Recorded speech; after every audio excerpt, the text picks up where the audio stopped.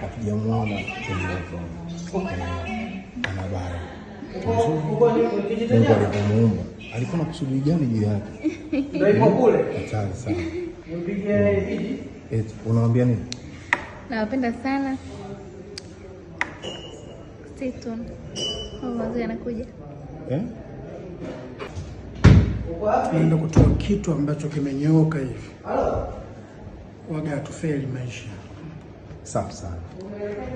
Safi sana. Mtumbadi huyu hapa jamani. Jamani, when cast